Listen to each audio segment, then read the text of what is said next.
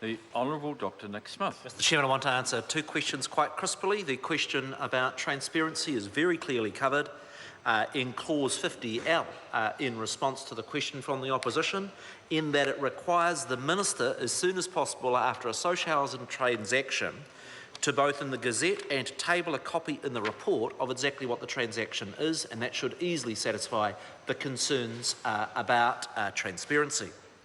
The member who has just spoken asked the question as to what is the intent behind what the government is doing part two. And given that both that party and the party on the opposition, barely a week has gone by in part one, barely a week goes by when they say, what is the government doing about building more houses and more affordable houses in Auckland? And then we come along in this bill and we do something that will deliver on it, and they're opposed to it. They're opposed to it. Let me tell you, well, the members should just take a breath and listen to exactly what these provisions do and why, and specifically to answer the questions of Mr Hague. Moir Road is an area of land that has sat vacant for over a decade. Previously, it was decided and held by the Ministry of Education. It's in the Massey area of Auckland. Now, under the Housing Act, we can avoid the normal process of disposal for the Ministry of Education to sell that land off, i.e., the normal process of disposal is that there's offer back to the previous owners. There's processes of it then going for offer to other government agencies, and there is other potential processes for disposal that take some time.